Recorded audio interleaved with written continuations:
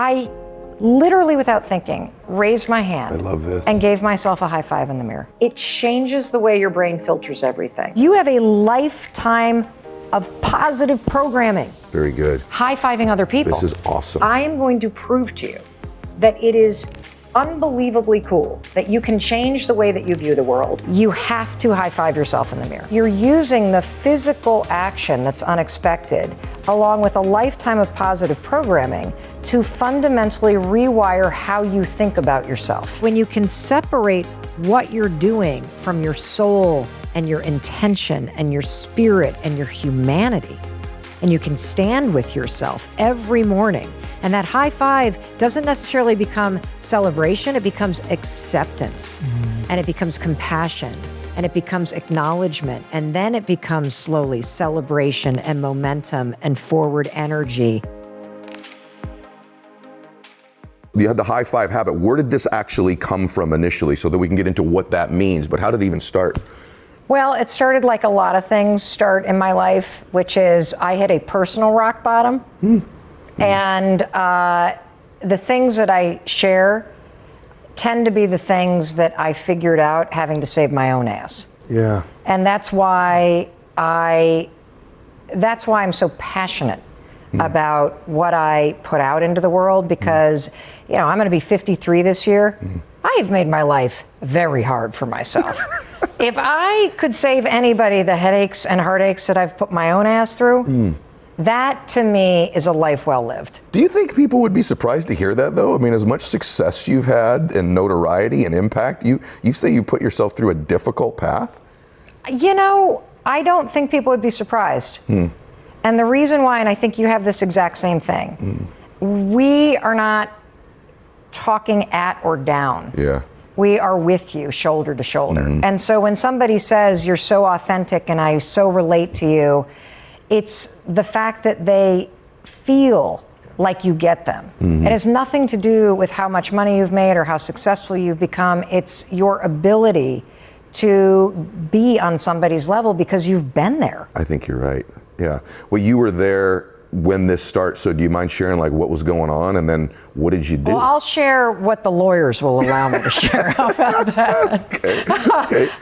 And I'll share what our kids know, because there's stuff that, like, you know, if I were to say some of the things, they'd be like, what?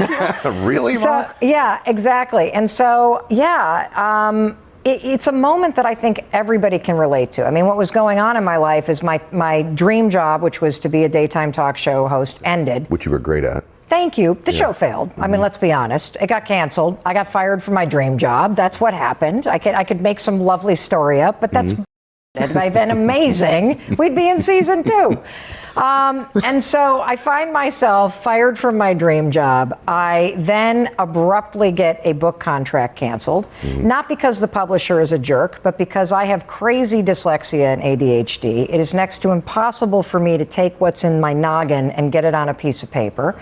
And I was a year late in delivering a manuscript. Really? So I then get a contract canceled and I have to return money I've already spent. And then the pandemic is just in full swing, and speech after speech after speech after speech starts canceling. Right. We get 3 kids coming home, 2 from college, 1 from middle school. We all know what it was like to be with our kids in the early days. They were like caged animals going through grief and fear and anger and aiming it right at us, the parents. Yep. And I found myself one morning standing in my bathroom in my underwear. Okay. I was brushing my teeth. I hadn't even had a cup of coffee yet. I hadn't put on a bra. I mean, I'm just standing there. Giving me the visual. Appreciate it. Yeah, please like brush it up somehow, okay? Because you trust me, you know, if you want to look at this, there's something wrong with you. So I am standing there, and of course, I look at the mirror, and I immediately think, ugh, I have jowls that look like saddlebags on a pack mule going into the Grand Canyon. I've got stripes on my neck. One tit is hanging lower than the other. I got gray hair coming in. I look down, the dog still has to be walked. I haven't responded to Ed's text. I've got a Zoom meeting in 9 minutes. I literally, my mind is taking me down the drain. I feel the mood drop. Look, like you, I am one of the most successful motivational speakers in the world. It's so awesome. I didn't have a fucking thing to say to myself. Right, I've been there, yep. Like, all I wanted to do is crawl on the couch with the dog and have a cup of coffee. I wanted to not have to deal with anything or deal with anybody or face the problems that I felt. I wanted the stress to disappear. And I didn't know what to say. Here's the pathetic part. Okay. As if this isn't lame enough. Right. I literally, without thinking, raised my hand. I love this. And gave myself a high five in the mirror. I love this. And I could cry. Like, I just, my shoulders dropped. I kind of felt this like, okay. Yeah. Pick your head up. Yeah. It's okay, you got this. Wow. And I went on with my day. Wow. That was it. In that moment, do you go, this is something? No. God, no. Not at I'm all. like, don't tell anybody what just happened. Like, that is lame. Oh my God. Yeah, like normally what I would do is on a stressful day, it's like, fuck it, cancel the Zoom call and make a Bloody Mary. Yeah. I mean, it's like, you know, so 25 billion people are agreeing and connecting with you right now, obviously. But this is the truth. Yeah. Right? This is the truth. Yeah. Yeah. And so the next morning, this is the weird part. This is when things got weird. I woke up, I always wake up when the alarm rings and then I make my bed. Largely so I don't crawl back into it, but also so that I have a beautiful place to come back to sleep, so that I practice simple discipline. Yep. And as I walked toward the bathroom, something weird happened. Okay. I started to anticipate seeing myself. Sort of like, you know when you pull out of your driveway and you got a neighbor that waves to you? Yeah. I felt like I was about to see a friend. Interesting. Now here's the crazy part. I have probably spent the last 40 years either criticizing the person I see in the mirror. You really? Or ignoring her. I really And so I step into the bathroom, right? So I step in and there's your reflection. And I stood there for a minute, and like you, I'm really busy. And my mind is also like wildly active, constantly going. And when I stood there and stared at my reflection, knowing that I was about to high five myself, it was this moment of like intentional, just purposeful presence with myself. That's beautiful. Yeah. And as I raised my hand and high five myself again, something else weird happened. Okay. It's impossible to have a negative thought when you're high fiving yourself. I love this. Yeah. Impossible. I love this. You cannot go, you suck. Yeah. You're a failure. You've like blown it. You're not going to do well in this meeting. Today's going to be, you can't do it. And I'm going to tell you why. The science on this is what I love. Crazy. Yes. Yeah. It's crazy. Okay. So here's what happens. You have a lifetime of giving other people high Yeah, fives. you got a trigger now or something, don't you? So what does a high five mean to you? Good job. Awesome. Let's go. Right? Yes. Yes. Yes. Yep. You got a teammate that's going down, you Yep. give them a high five to pick them up. Yep. You got the biggest player of your life, you give them a high five to Yep. send them into the game. Yep. You've got a really awesome thing you're celebrating, a high five is Yes. what seals it. Yes. So you have a lifetime of positive programming. Very good. High-fiving other people. This is awesome. It is Yep. already stored right here in your basal ganglia. Yeah. And so when you do the physical motion that is tied to all the positive programming, Ed, you start to fuse it with your own reflection. Oh my gosh. You silence the inner critic, you silence decades of criticism, you shut the shame up, you literally reset the regret that you may feel. Any stress or anxiety that you feel about what's about to happen shuts up. And you cannot have negative thoughts This is really good. as your arm moves. Now, there's this whole field of psychology and neuroscience called neurobics. I didn't make the word up, but it's like neuroscience and aerobics. Okay. And the research shows that when you take an unexpected physical action, so, you know, we're used to high-fiving everybody else, but we're not used to high-fiving ourselves. So it's unexpected for your brain, so your prefrontal cortex engages. And you have a positive thought with it. You accelerate new neural pathway development. And so you're using the physical action that's unexpected, along with a lifetime of positive programming, to fundamentally rewire how you think about yourself. This is good. It's unbelievable. This is good. And so that's just the beginning. Can I say something about that? I want to just validate a few things. One, I want to tell you that I appreciate your vulnerability and sharing that you spent those 4 years either criticizing or being 40. invisible. 40. Okay, excuse me, 40. That's what I meant to say. 40 years. And I can tell you, because we get this both a lot, we're, obviously people that pour energy in other people. I just want to tell you that that's true for me too, and I want my audience to know that. I do a lot of criticism of myself. I've done it all my life, but I've really moved that more into invisibility. I don't look at myself. I don't think about myself. I do that as well. So just from a male perspective, I don't have the right boob lower than the left and all that other stuff you were going through. If you lift on one side, you might. I probably actually, at this point, the way I've been eating, I definitely do. But typically, I would like to think I don't. But I want to say that, I want to second that. And then the other thing is the massive power of what you're describing, because you're engaging both parts of the brain here. You're engaging the frontal cortex of the brain because it's a new move, so your brain can't conserve energy. It's got to actually engage. But you're also engaging all the hardwiring you've had for years and years and years of having this trigger of this high five. This is brilliant at both times. So I don't want to interrupt you. I'm not even done, dude. I've only just scratched the surface on the science. Okay, so you're gonna freak the fuck out. Okay. Talk about max out. Yeah. You're going to freak max the out freak on this. F out. Okay. So keep rolling on it, because you know me, I'm super fascinated by this. So simple move, out of nothing, high five. All of a sudden, you've stumbled into some of the best neuroscience in the world that proves that this is a game changer. Yeah. Okay. So now there's even more. So think about a moment when you go to high five somebody and you guys kind of like you have a shitty high five, right? Yeah, you miss it. It's like limp. Yeah. I hate that word. Me too. Okay. Do it again. Right. Yeah. Do it again. Mm-hmm. Why? Because a high five requires both presence and intention. Shit. Yes, that's true. You're right.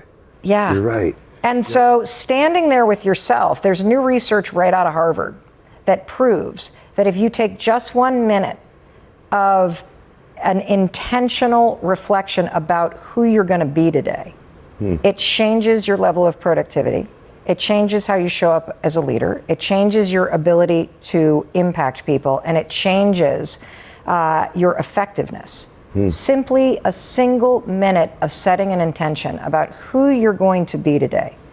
And so when you stand in front of that mirror and you don't ignore yourself like Ed and my husband do, or criticize yourself like 91% of women do on default, and you take a moment to intentionally be with yourself, and you think about the day ahead, even if you've got a lot of stressful stuff going on, especially actually if you have a lot of stressful stuff going on, and you then raise your hand and you begin your day with this high five to yourself, you are sealing that intention that you believe in yourself and that you got it. Very good. It's incredible. There's also, I was just with Dr. Daniel Amen, who I know you know too, who's one of the world's leading experts on the brain. Yeah. And we were talking about the high five habit. And he was saying that the other thing that's happening, and this is why when you first start doing it, it's going to take 2 to 3 days to get through, and we're going to talk about the resistance, and we're going to talk about the fact that it feels weird and why. Yeah. Because there's a very deep and very sad reason why it feels weird and why you're going to have resistance to doing this.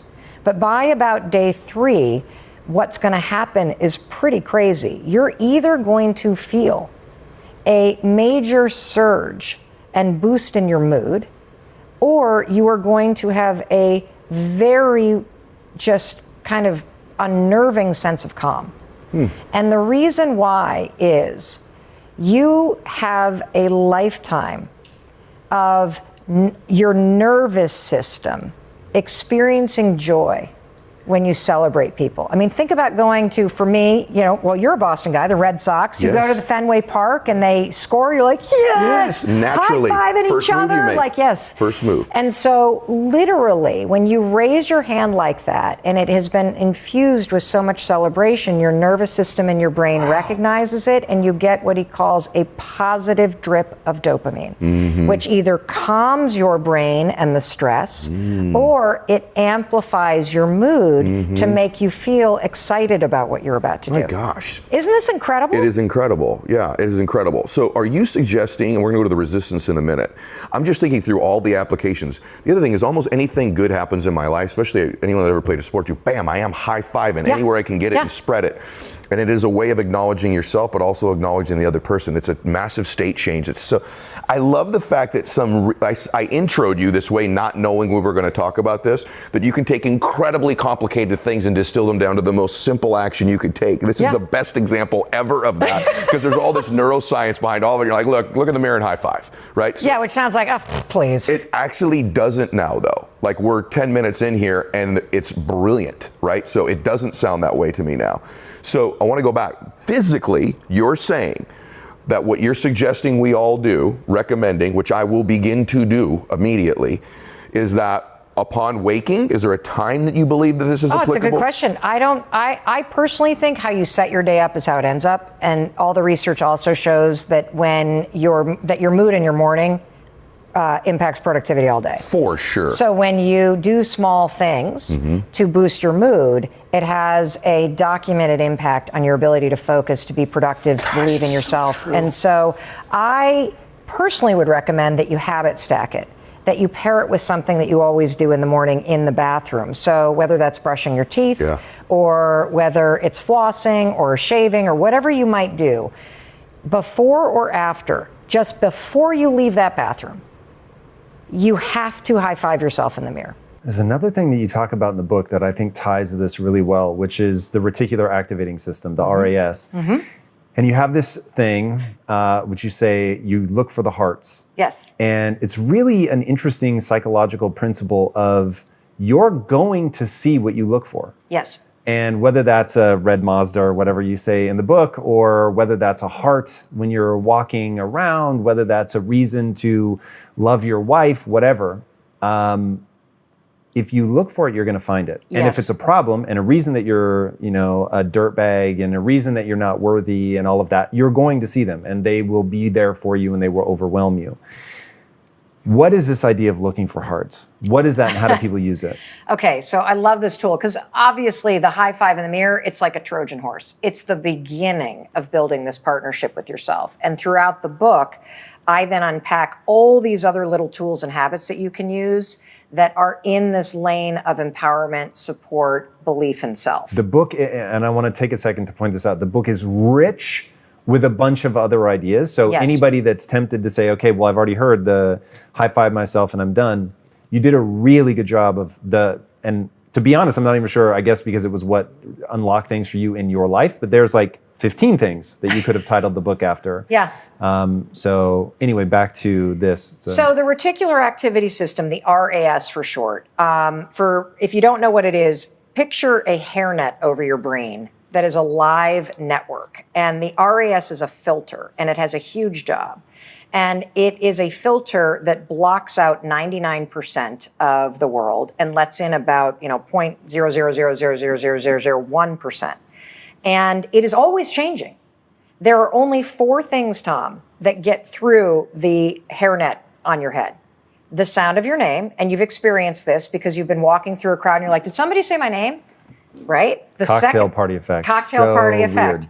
The second thing that gets through is any sort of threat. So if you hear a loud noise and you go like this, there are lots of noises you didn't hear, but the loud one you kind of duck because it's a threat. The third thing is when your partner is interested in sex with either you or someone else. That's why you're like, why are you checking that person out, right?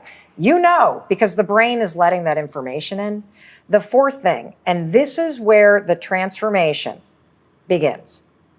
Your brain will let in anything that it believes is important to you. The Zygarnic Effect is the documented fact that when something is important to you, and I'll explain what that means, your brain opens up a checklist in your mind.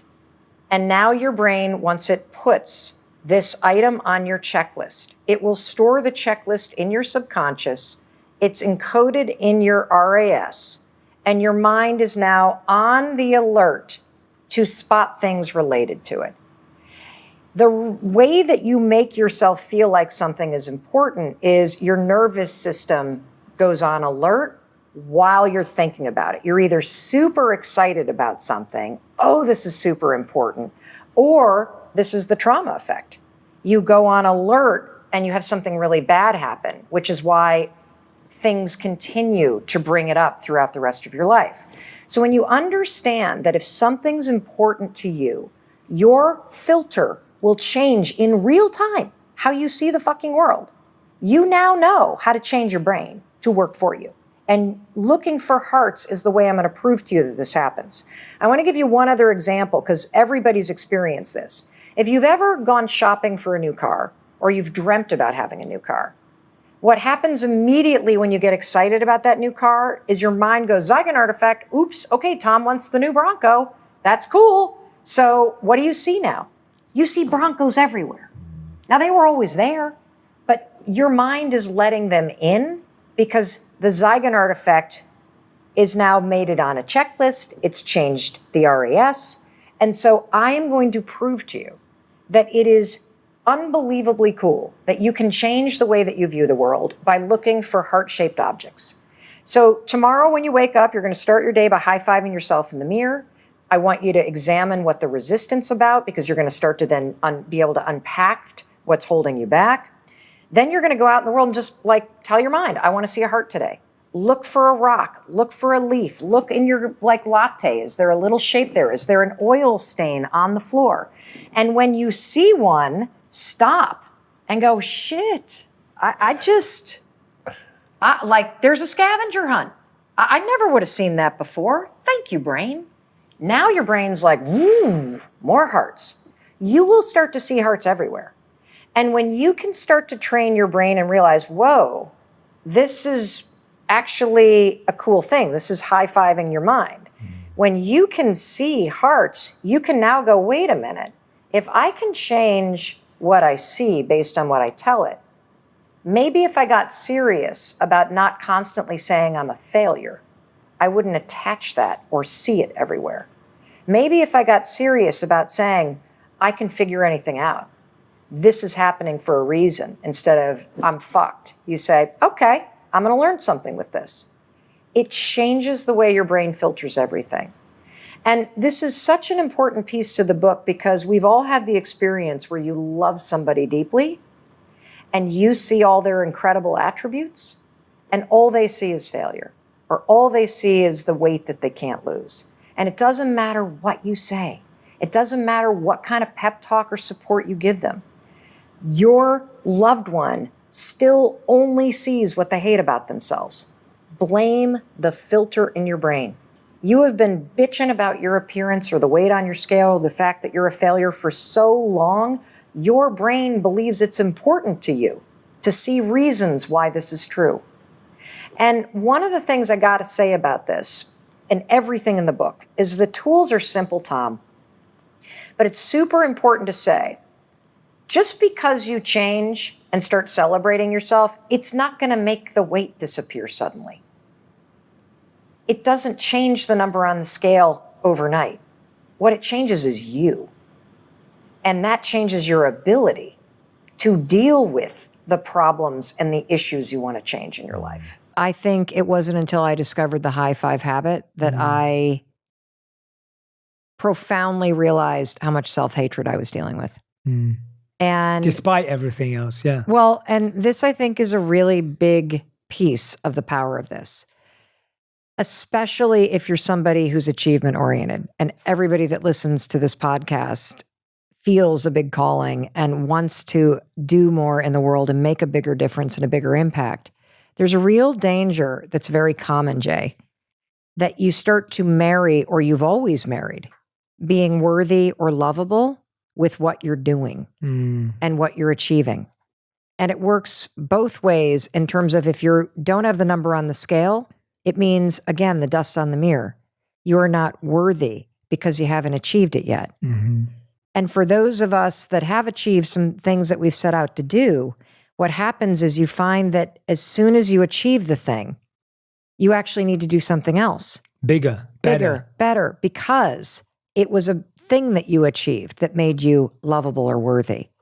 And the real trick, and this is everything, is being able to know and feel in your bones that you are lovable and worthy just because you're breathing.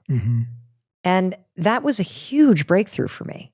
Yeah. And so, no, I never celebrated because I think I was so married to this idea that unless I'm doing or winning or achieving, and it happens so subtly when you're little because you start to get so much positive praise when you get a good grade or when you do something at school or when you make your mates laugh or whatever it might be, that you start to go, oh, that's what love feels like. Oh, if I do that. And so you outsource love and validation to outside things. And I'm here to tell you, we all got to learn how to bring it back home and anchor the validation and love that you need where you are right now every single day. And it's only in discovering this that I had to confront just how much I was beating myself up, just how much I was tearing myself down, and how I was chasing these things, because what I actually wanted was to feel loved.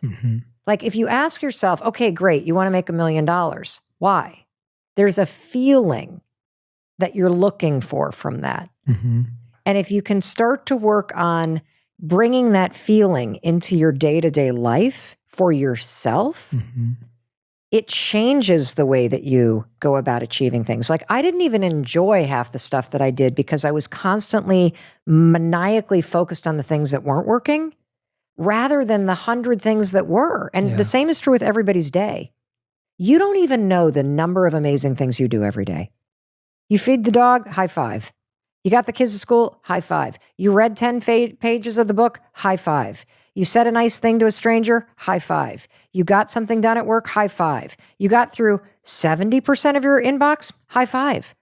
Instead, you focus and ruminate on the one thing you didn't get to, and then you use that as evidence, again, dust on the mirror, to see a human being that's not measuring up and never will, and all that stuff their stupid 4th grade teacher said to you must be true, dust on the mirror. No, you need to interrupt this, period. That is so, so powerful. Everything you just said, I was just nodding along thinking, this is so true. I saw a video recently from a good friend of mine, Jason Goldberg, and he was talking about a study at the Olympics where people who win bronze are happier than those who win silver. And so coming third makes you happier than coming second, because the people that come second, they go, oh, but I was a second away from first. And so they feel disheartened. Whereas the person who came third goes, at least I made it on the podium. Yeah. And that's what you're saying. Yeah. 1,000%. Make it to the podium. Yes. Put on the clothes. Or just put on the clothes. Just put on the clothes. But that's making it to the podium. Like to me, that's like just getting there. It's not about... And actually what you really hit something when you were saying that about celebration for me. It's not just about celebration, it's about what we celebrate in our lives. So when we celebrate our birthday, we're celebrating life.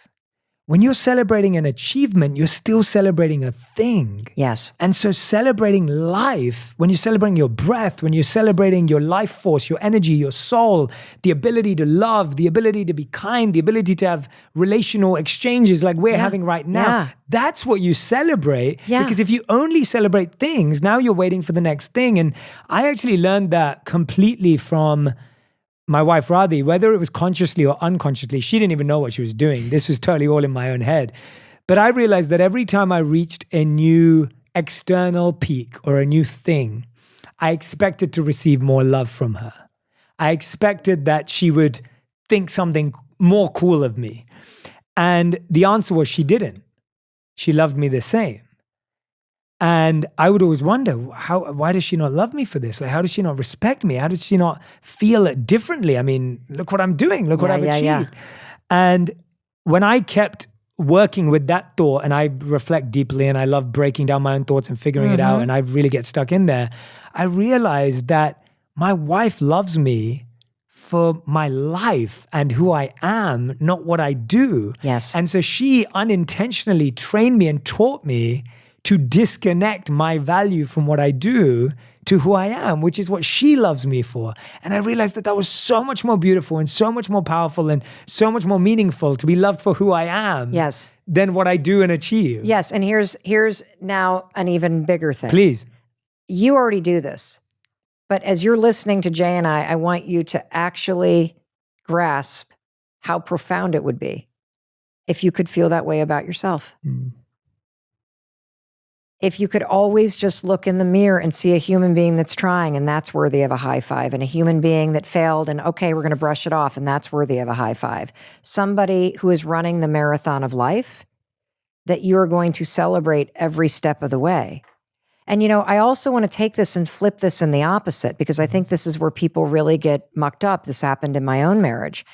and it's only a recent discovery between Chris and I, and that is that we had the opposite thing happen, Jay.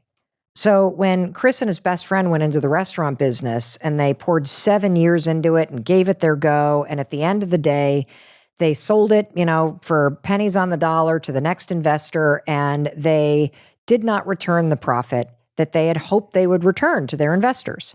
Now, what was interesting about watching this all go down is that our best friend, who was Chris's partner, was able to leave the experience and go, okay, entrepreneurship. I'm so proud of us. We put in so much work. We built something amazing. We had an incredible brand. We were incredible leaders. Did we return the profit? No. But that's not everything in life. Mm-hmm. And he moved on. My husband could not.